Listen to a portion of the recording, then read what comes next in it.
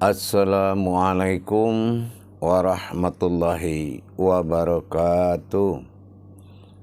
Alhamdulillahirabbil alamin. Assalatu wassalamu ala asrafil anbiya'i wal mursalin sayyidina wa maulana Muhammadin.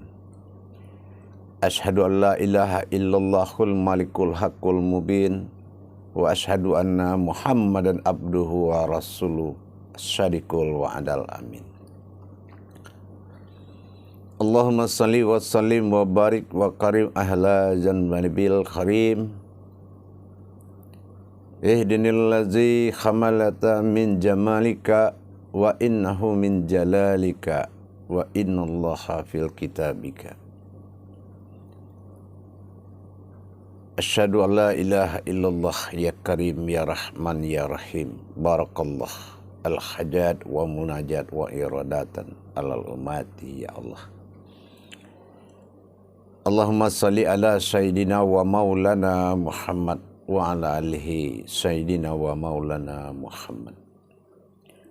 Bersyukur kita kepada Allah dengan mengucapkan alhamdulillahirabbil alamin atas segala karunia limpahan rahmah dan hidayahnya. Serta dengan izinnya jugalah kita dapat menjalankan segala amal dan ibadah kita, dunia dan akhirat, zahir dan batin. Dalam rangka thalabul ilmi, meningkatkan iman dan takwa kita, maka kita tidak akan pernah berhenti belajar, memahami makna-makna yang terkandung di dalam semua perintah Allah. Dalam makom tasawuf para tentunya, wabil khusus kepada tangkat tauhid. Jadi insyaallah agar dengan tujuan berderajatnya segala amal dan ibadah kita, dengan tingginya nilai derajat ibadah kita kepada Allah, itulah yang mendatangkan hidayah kepada ibadah. Ibadah itu adalah kunci daripada segalanya. Seperti yang kita ketahui bahwasannya beramal dan beribadah itu membutuhkan ilmu pengetahuan. Faqulu min bi khairi ilmin ya'malu wa amalahu mardudatul la tuhbalu. Rasulullah mengatakan seperti itu. Beramal beribadah tanpa ilmu pengetahuan, maka amal ibadah ini la tuhbalu, tidak diterima, dikembalikan. Tidak akan pernah kita lupakan, marilah sama-sama kita berkalam kepada junjungan kita Nabi Allah Rasulullah Muhammad sallallahu alaihi wasallam, atasnya kepadanya salawatnya, dengan mengkalamkan Allahumma salli ala sayyidina Muhammad wa ala ali sayyidina Muhammad. Para jemaah yang dirahmati Allah rahimakumullah, bertemu lagi dengan saya Guru Mursyid Syekh Nur Muhammad Buya Irwan Maulana Al-Khalidi, tentunya pada channel kesayangan kita Buya Pasaman Timur, menjadi channel kesayangan umat dalam kupas tuntas ilmu-ilmu hakikat kepada Allah. Pada kesempatan yang dimuliakan Allah ini, saya akan berbagi wawasan tentang hakikat daripada diri yang menyembah dan diri dan wujud yang disembah, dengan nama diri filah dan Tuhan bilah. Filah dan bilah adalah nama ikatan batin antara diri hakikat manusia dengan diri ma'rifatnya Allah, disebut dengan batinnya Allah. Hubungan batin antara manusia dengan Allah adalah pokok utama di dalam menciptakan jiwa bertuhan. Jiwa bertuhan inilah yang perlu ditingkatkan dengan adanya hubungan batin. Dalam hal ini kita akan memperjelas diri mana yang akan menghadap kepada Allah dan Allah mana hakikatnya yang akan dihadapi dan di mana makomnya tempat kita menghadap Allah. Makom yang menghadap Allah dengan makom yang dihadapi. Dalam kriteria judul, diri fillah menghadap ke alam bako fillah menuju Tuhan yang billah. Inilah diri sifat. Kita akan bahas mana diri fillah, mana alam bako fillah, dan mana Tuhan yang billah. Makanya kalau kita dengar ada kumandangan azan berbunyi hayya 'alas shalah, kita diwajibkan menjawab la haula wala quwata illa billah. Inilah billahnya. Nah, kita akan kupas apa itu billah. Sehingga tidak ada daya upaya sesuatu pun tanpa izin dan ridhonya, billahnya Tuhan. Baik, dua batin ini akan kita kaji. Batin diri dan batin Tuhan bertemu dalam satu wujud. Insya Allah. Yaitu mencapai hakikat solat yang lebih sempurna. Karena ibadah itu adalah marhalah muqarabah. Perbuatan rohani. Para jemaah yang dirahmati Allah, rahimakumullah. Alhamdulillah kupas tuntas kita dalam mencapai ridha Allah. Karena Allah bilang tidak ada dosa bagi umat yang mencari keridhaannya. Baik. Dikatakan diri fillah, fana fillah. Nah, ini kita bahas satu-satu dulu. Dikatakan diri fana fillah adalah diri yang terbuat dari 3 kodrat Allah. Kita akan memperjelas lagi kajian kita selama ini. Pelan-pelan kita akan selalu memperdalam. Diri fana fillah itu, diri fana. Fana itu berarti kita tidak memakai yaitu sifat keumatan atau sifat kedohiran. Makanya dikatakan fana. Fana ini adalah diri sifat. Tidak ada nafsu, tidak ada akal. Itu namanya diri fana. Nah, fana, fillah. Fillah itu, fa itu adalah batinnya. Illah itu adalah Allah. Jadi kalau fa dengan bi itu adalah satu batin 2 kodrat. Kalau diri kita, diri batin kita, diri batin itu adalah diri yang sangat halus disebutkan diri sifat atau diri sir yang berhubungan dengan batin Allah yang sangat halus. Nah, dinamakan bi. Nah, atau kalau kita dinamakan fa atau fi, nah, dinamakan Allah dalam kurun sifat hakikat kodrat billah bi. Bi itu batinnya Allah, bara'ah atau ba' dalam bi. Dalam huruf disebut bi atau ba. Nah, dan dalam hakikat daripada diri tadi, kita fa atau fi disebut dengan diri sifat. Nah, diri sifat adalah diri rohani. Diri rohani bergabung dengan diri nurani. Nah, terus perantara hayat Allah dinamakan diri Rabbani. Diri Rabbani itu adalah diri batinnya kita. Nah, inilah yang dikatakan 3 ini disebut fillah. Nah, ini disebut dengan kodrat batinnya Allah. Ini yang dinamakan diri fillah. Nah, diri fillah ini adalah diri yang terbuat dari batin Allah, rohaninya Allah, dan nuraninya Allah. Nah, nurani adalah kodrat zahir pada jasad, sementara rohani adalah kodrat hayat pada zatnya Allah. Inilah kalau nurullah itu adalah nur Muhammad. Nah, jadi inilah yang dikatakan nurullah. Itu dikatakan rohani bagi diri kita, rohani. Nah, dan diri batin ini adalah diri Rabbani. Rabbani adalah batinnya Allah pada diri kita. Itu Rabbani. Rabbani inilah yang menyebabkan nurani ini, rohani bisa hidup dan nurani bisa bergerak. Karena dia akan masuk tubuh batin kepada zat rohani dan nuraninya pada jasad. Aktiflah seluruh ruh yang ada dalam jasad.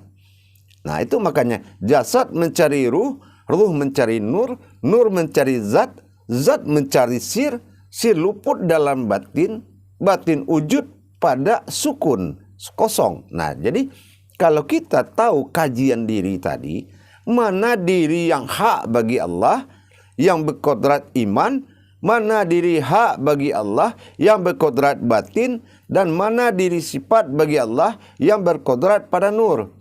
Nah, di sini adalah 3 kodrat diri, jasmani, nurani, atau dikatakan dengan rohani, dan rabbani. Rabbani ini nyawa.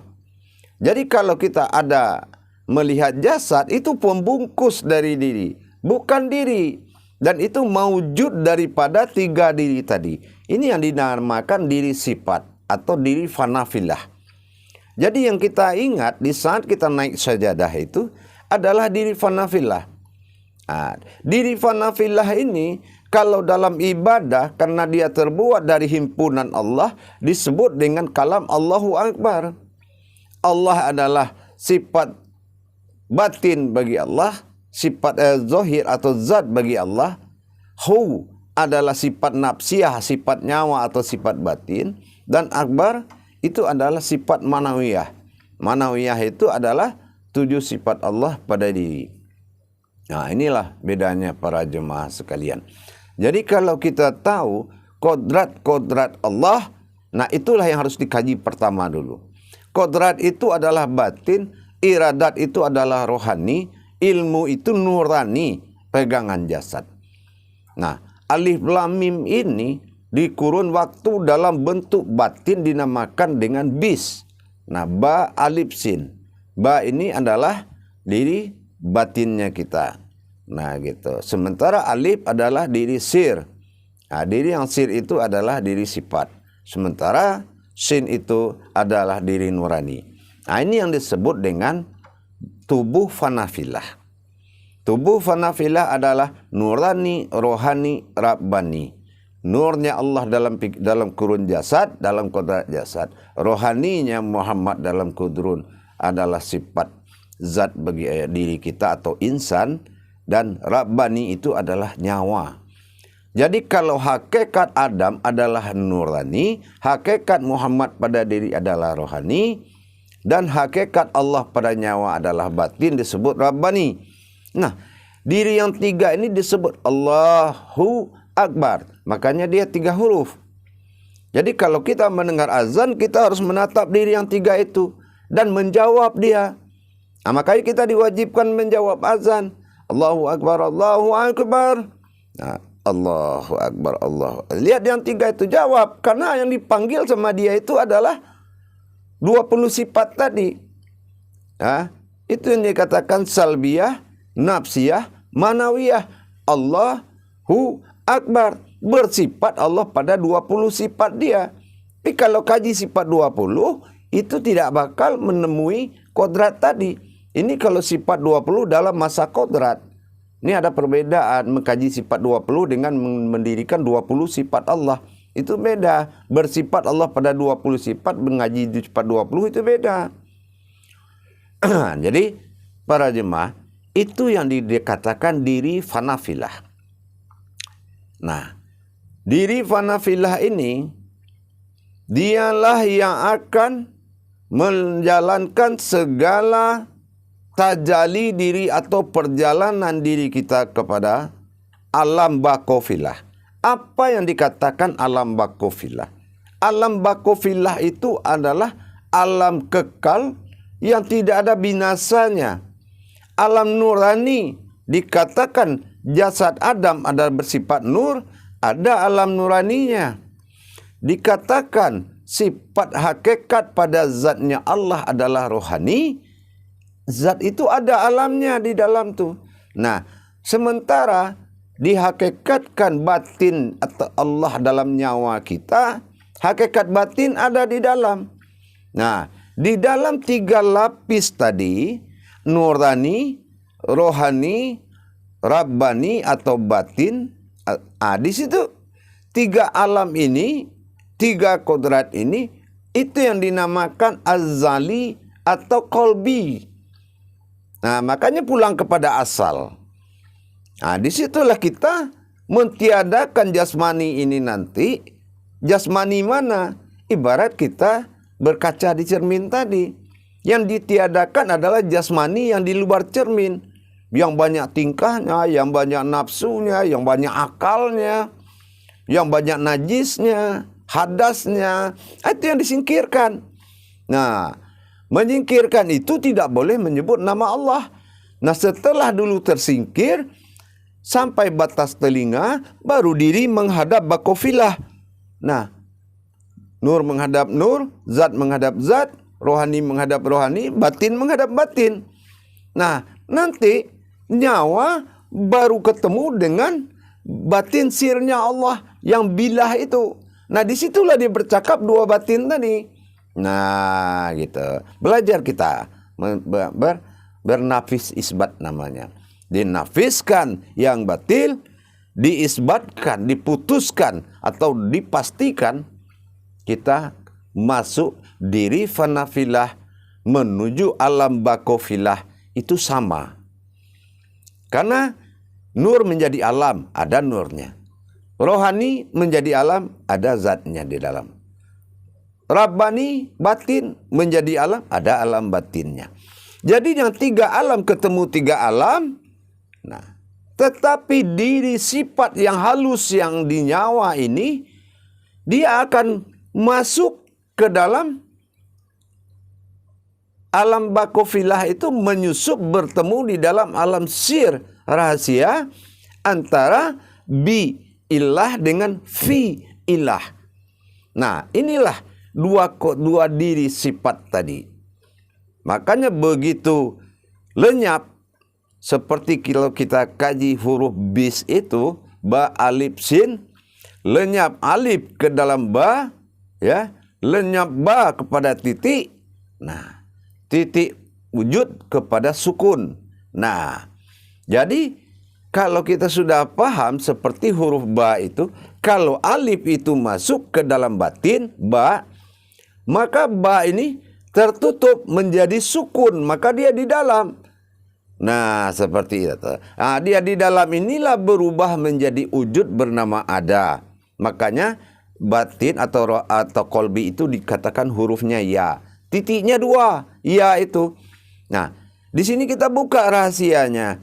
Titik 2 ini, inilah diri filah dengan diri bilah. Batinnya diri yang batin, diri sifat tadi, bertemulah dengan batinnya Allah, dinamakan batin ilah. Nah, bi ilah dengan fi ilah. Nah, kalau bi ilah adalah batinnya Allah dalam bentuk hakikat ketuhanan. Nah, fi ilah adalah sifat Allah dalam bentuk kehambaan. Nah, kita melatih itu. Melatih. Kembalikan 3 berpasangan dengan 3 kodrat. Nanti menyusup diri batin ke dalam. Itulah alif sir itu. Dia menyusup ke dalam. Bertemulah dengan bi'ilah. Bi'ilah ini batinnya Allah. Nah, disinilah percakapan 2 diri sifat tadi yang akan dilakukan dengan bahasa hakikat rakaat dalam bentuk pengantaran ma'rifat. Nah, nanti dia akan menjadi kauniyah dan berbicara. Nah, itu yang dikatakan bilah. Jadi kalau sudah dia kembali setelah sholat, maka itulah yang dikatakan dia mewujud kembali seperti 3 tadi. Cuma dia bertiga ini sudah milah mencari tempat. Nah, kedatangan dia balik kembali berdiri setelah sholat, berarti kita dirikan lagi, dia sudah punya tempat. Apa tempatnya? Ada kulit, ada daging, ada urat, ada tulang. Ini pada Adam. Nah, ini yang dicarinya tempat oleh ba alif sin tadi. Atau dikatakan diri fanafillah dengan bilah tadi. beserta hayat dia. Ini. Jadi kalau kita solat, itu sama dengan mendirikan bismillah. Itulah hakikat solat tadi.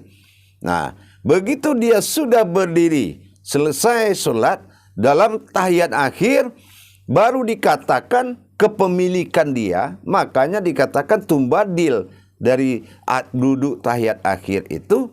Karena dia semua. Yang 4 bagi Adam, kulit, daging, urat, tulang, dia kuasai. Nah, yang 3 lagi rahimnya apa? Kalau kulit, daging, urat, dan tulang adalah 3 kodrat lagi, yaitu ilmu, iman, dan akal. Nah, ilmu, iman, akal, kulit, daging, urat, tulang, jumlahnya yaitu 7. Ya, kulit, daging, urat, tulang. Di sini ada ilmu, iman, dan akal. Ilmu pada hati, iman pada jantung, akal pada mani. Nah,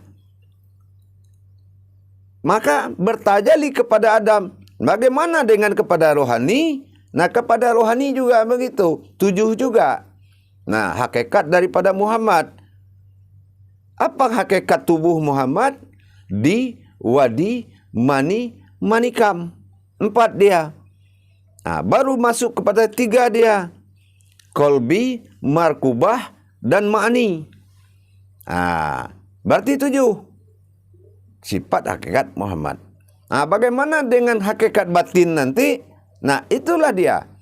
Diri batin, dia akan masuk menguasai daripada 7 tadi. Nah, kalau diri batin, dia akan menjadi 8. Tidak akan jadi 7. Karena diri batin tidak tergolong sifat. Tidak tergolong hak sifat. Dia tergolong hak. Makanya dia berjumlah 8. 8 ini apa? 8 itu hijriahnya 20. 20 sifat kemanusiaan. Inilah kehambaan. Bukan 7. Nah, apa yang 8? Diri batin dia akan masuk kepada 4 batin. Ya kan? Nah, 4 batin inilah dia akan menuju 4 dohir. Nah, 4 batinnya apa? Ada nafas, ada tanafas, ada ampas, ada nufus. Nah, 4. Nah, mana 4 lagi? Dia akan masuk kepada sama, basar, kalam, hayat. Nah, itulah sifat batin. Berarti 8. Kalau 8 adalah hijriahnya 20. Jam 8, jam 20. 20 itu sifat kehambaan diri. Nah, itu sifat 20. Allahu Akbar. Dia bersifat keumatan bagi diri kita. Bersifatlah batin billah. Makanya dalam kita memanggil bismillah, hadir sin. Nah, sin inilah yang membuat jumlahnya 20 tadi. Ini yang 8 tadi. Karena ada huruf sin yang masuk. Nas. Jadi antara 4 dengan 3 tadi dihimpun menjadi 8 jumlahnya karena ada sin. Nah, gitu. Ada sin berarti inilah kebenaran yang paling tinggi dalam kajian mencari diri panafilah menuju alam bakofilah dengan menuju Tuhan yang bilah. Makanya kita usoli harus lurus menuju alam kolbi, alam tempat diri panafilah itu berasal. Makanya wajib kita menghadap kolbi di saat kita sudah di atas sajadah. Nah, jadi itu para jemaah, kalau kita mendengar azan, kita harus menjawab dengan atas nama 3 kodrat diri fanafilah. Tapi kalau alam jasad itu bukan alam fana namanya. Bukan alam fana, itu salah. Nah, jadi ini namanya alam jazim, alam jasad, alam tubuh, badaniyah. Tapi kalau alam fana, itu fanafilah. Nah, fanafilah, filahnya, fa itu adalah batin, ilah itu adalah Tuhan. Nah, ini adalah sifat ketuhanan. Ilahnya. Nah, ini badal. Jadi, begitu aftar, diri yang fa itu disebut aftar atau disebut alif lam lam ha, ya, itu adalah hadirnya nyawa atau alif, lam pada rohani, lam kedua pada nurani, ha itu adalah sir atau batinnya tadi. Nah, inilah Makanya itu dinamakan diri sifat bagi Allah. Nah, menuju alam bakofilah. Bakofilah itu alam azali tadi. Dari nurani, rohani, dan rabbani. Gitu ya. Barulah kita bertemu dengan batinnya Allah atau bilah. Jadi bilah ini kalau sudah berserta manusia, sebegitu dia hadir, nah setelah kita hadirkan di dalam amalan tazakur atau amalan dari takharub, bagaimana kita menghadirkan pelan-pelan dengan napas kita, dia Bismillahirrahmanirrahim. Bismillah. Bis itu enggak perlu kita baca, tidak boleh dibaca dengan mulut. Kalau menghadirkan yang ma'rifat dengan hakikat, tidak boleh dibaca dengan. Kalau dia sudah mencari tempat, maka ikhlaskan dirimu menjadi tempatnya Allah. Maka apa? Di dalam jasad ada diri, di dalam diri ada diri. Ini yang wafi ampusikum afala tusirun. Jasad man rafa nafsahu wa qad arharabahu. Mengenal diriku. Siapa yang mengenal diriku maka akan mengenal ketuhananku. Ini dilimpahkan kepada tajalli jasad ke dalam. Setelah ketemu diri, barang siapa mengenal diri, wa fi anfusikum afala tubsirun. Nah, maka kita cari lagi diri di dalam diri tadi. Nah, inilah diri sifat diri bilahnya.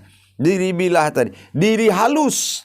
Nah, gitu. Jadi, itulah kodrat bismillah adalah kodrat milahnya. Dia bangkit. Kalau dia bangkit, berarti disitulah kita mendirikan pertemuan dari huruf ya tadi. Ya itu adalah qalbi. Hakikat kodratnya adalah qalbi hijahiyah itu. Titik 2 itu adalah pertemuan sebuah wujud dan maujud. Disitulah kita menyatu dan berbicara dengan Allah. Dengan ma'rifat, ayat menjadi kauliyah. Kauliyah melihatkan kodrat. Kodrat menghentikan, melahirkan munajat. Berhenti berbicara. Dan munajat mengantarkan ma'rifat. Nah, itulah memperjalankan rahasia hukum-hukum solat tadi. Hakikat solat itu menjadi suatu doa yang masuk ke dalam alam bilah tadi. Menemui Tuhan yang bilah menuju alam bakopilah. Nah, itulah para hadirin, para jemaah yang dirahmati Allah. Itulah diri yang harus dibawa naik sajadah.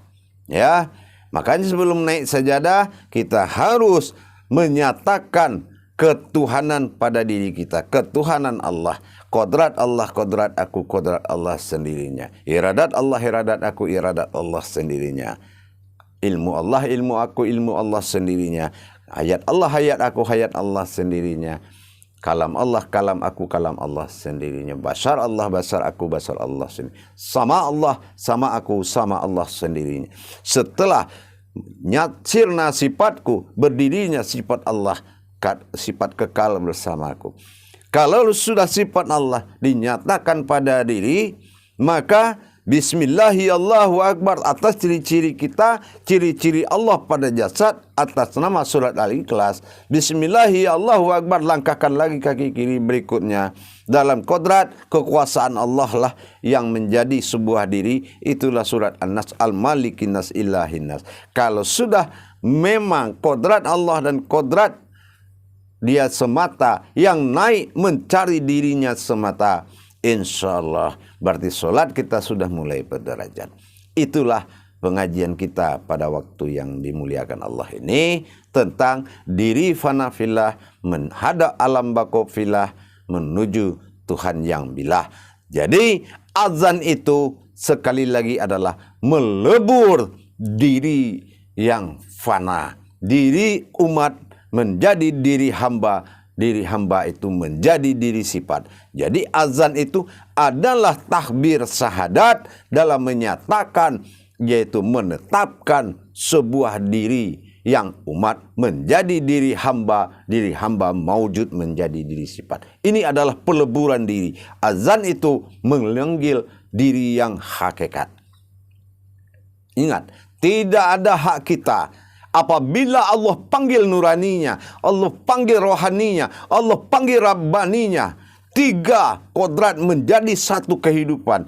Apa ada hak manusia menahan kodrat tersebut untuk tidak dihadapkan? Karena itu adalah aufu bil uqud, saling menepati janji. Menandakan ada dirinya yang bersifat umat dan ada dirinya yang bersifat Tuhan. Inilah ilah dan Allah. Baik para jemaah, disitulah wajibnya sholat. Jadi tidak ada hak kita untuk tidak menghadirkan apabila ada kalam azan itu datang. Memanggil diri fanafilah untuk siap menghadap alam bakofilah menuju Tuhan yang bilah. La haula wa la quwata illa billah. Barakallahu ya karim. Mudah-mudahan pelan-pelan kita belajar. Biarlah lambat tapi selamat daripada buru-buru tapi tidak selamat. Inilah Islam. Belajarlah kepada yang hak. InsyaAllah. Barakallahu ya karim. Assalamualaikum warahmatullahi wabarakatuh.